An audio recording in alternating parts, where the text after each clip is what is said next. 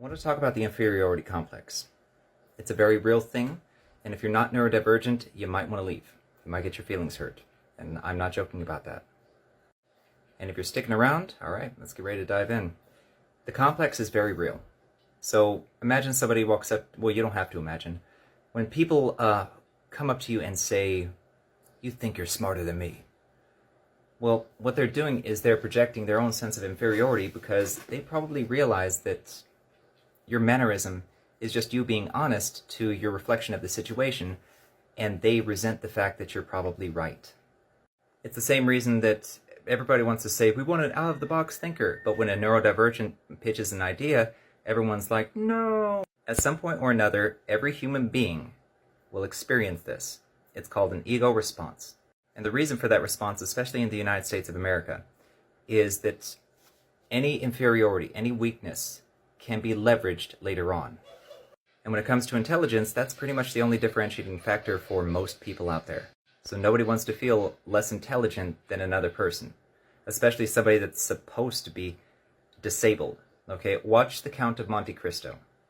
Okay, there is a very special scene where the two brothers, one ends up sending the other to jail for life, saying, I'm not supposed to want to be you.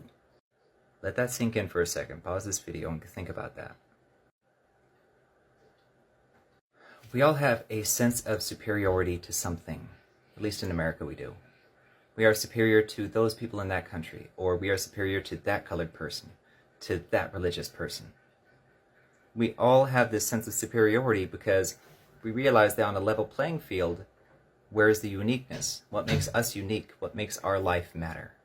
And what this does is employers want an out-of-box thinker. But when a neurodivergent steps up and says, I naturally think outside the box and here's a solution, they rebel against it, don't they? They question all the different ways that it could be wrong because they didn't think of it themselves. And it just seemed to come naturally to us. And we're often confused by that because we don't think that way. That's a very ego-driven response, and neurodivergence, we do not rest in our egos very often, far less than the average person. We're more focused on the solution and who can do it best versus who did it. Individual credit when credit is due? Absolutely. That's fair and balanced, which is something that we tend to pride ourselves on as a community. But fair and balanced also means equal. And equality does not offer a benefit to the ego. It puts communal solutions at war with the individual, or individualism, which then sees any type of inferiority as a threat, especially in America.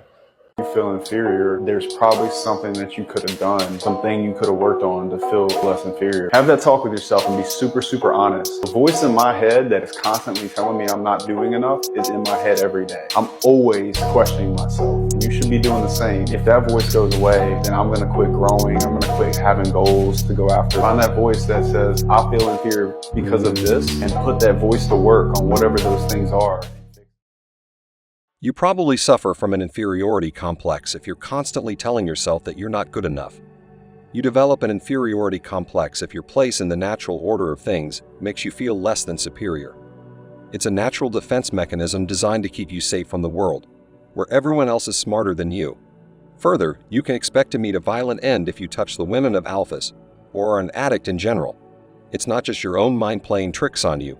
There's an external mechanism at work here of making sure your genes don't get passed down because you're too fragile. Because those characteristics will lead to failure in romantic relationships. These characteristics tend to be more common in women. Therefore, the inferiority complex can cause you to act more femininely.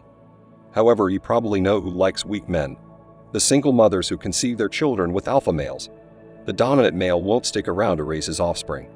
You will continue to objectify other women. This is why a woman's attraction changes during pregnancy and after giving birth in the womb to soy, feminine men who are willing to settle down and care for another man's children. You can be productive to the tribe, but you can't reap the fruits of what you sow. You won't have any offspring, you won't be happy, and your quality of life will be severely limited. But at least you'll be alive. You will be entrusted with duty, but denied the power and benefits of your position. Even though the system prefers 80% of males to be beta at any given time, your reproductive odds are higher cuckolds. Here are some symptoms of the inferiority complex. Feeling inferior to the point where you don't see yourself as a human being. much like how narcissists think the opposite, depending on how severe it is and constantly seeking the validation of other people while being submissive. You're attracted to bad girls and mommies alike, and you prefer that your partner be the dominant one in bed. Inferiority complexes can manifest themselves in various ways. Most men's feelings of inferiority are tied more closely to their sexuality than to any other factor. It doesn't matter how attractive or unattractive a girl is, she can always find a partner. A high school male, especially one with an inferiority complex, cannot. So even if he's smart, he won't be making up for it by putting in extra effort in the classroom. Instead, he'll try to make up for it in his personal life by seeking out the approval and adoration of women. This explains why, on average, women outperform men academically. However, the positions of power have traditionally been held by men.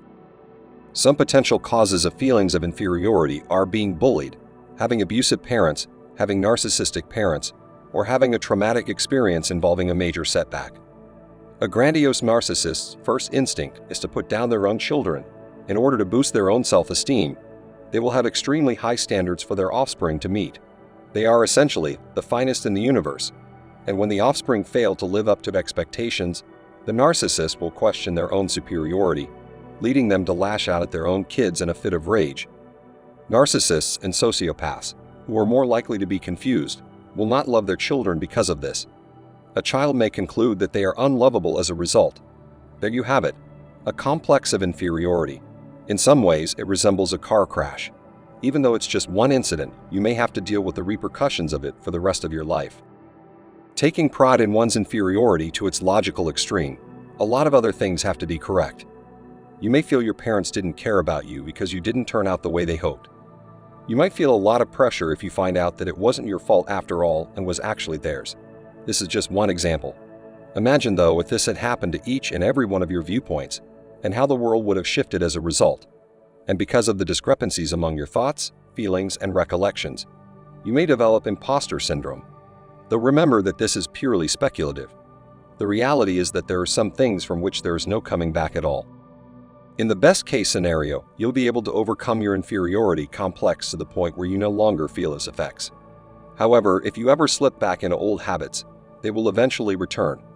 Some of those who have gone through therapy have told me that they are now fully functional. However, therapy's approach is usually ineffective in these circumstances. It's only in the rarest of cases that the individuals involved are also willing to put in the effort necessary to avoid letting the situation completely debilitate them. Nonetheless, the rare occurrence I'm describing is exactly why, if you're set on seeking help through therapy, you should look for a man who exudes masculinity. Feelings of inferiority are just that, feelings, so this could help you with your testosterone levels. One solution is to lessen the impact of one's emotions on oneself. You don't remove your feelings of inferiority, but instead you decide to eradicate them entirely. Consequently, you won't be significantly affected by your emotions. Therefore, you have decided to first accept their existence, and then exert authority over them. The ability to feel and express emotion is traditionally associated with women. A man's logic is his greatest asset. One of the main male sex hormones is testosterone. So, decreasing your testosterone levels will make you more feminine, and because you'll be more emotional, you'll feel even less worthy of respect. First and foremost, then you need to have an abundance of testosterone. Most men still don't have enough testosterone, even after lifting. Subdue your emotions through reasoning and introspection. When we're exhausted, even the concepts we thought we vanquished return to haunt us. Negative emotions, such as stress, can heighten feelings of inferiority. Meditation is an excellent technique for maintaining focus, decreasing anxiety, and bringing on a state of calmness. Incontestable proof of its efficacy exists. Setting an alarm and finding a quiet spot are all that is required to begin meditating. Turn your attention inward by closing your eyes and concentrating on your breathing. You shouldn't try to contain your thoughts, instead let them flow freely. That being said, don't try to force yourself to pay attention to your breathing. You should let thoughts pass and return your attention to your breathing, but you should be careful to do it properly. It's a step toward discovering your own worth on the inside. If a person with a complex about feeling inferior is aware of the source of his feelings, as soon as he knows what it is, he can try to reverse it by eliminating the symptoms. As time went on, as soon as you start displaying the signs, the fact that you're a loser is only reinforcing what your mind already believes. What a terrible cycle. Identify the action that this is provoking in you, and take the opposite action. Think to yourself, will this make me feel inadequate? Does a person of low status do this? Don't if the answer is yes. If the answer is no, then you should be able to pull it off. It's possible that you'll also make yourself do things that a better person wouldn't. Talk to a girl, use confidence, and be a bad person if you have to. I think removing access to social media and adult content would be a huge help here. That's all for today's episode on Circle of Kings. Don't forget to like and subscribe to my channel. It motivates me to create more content for you. See you next time. Cheers.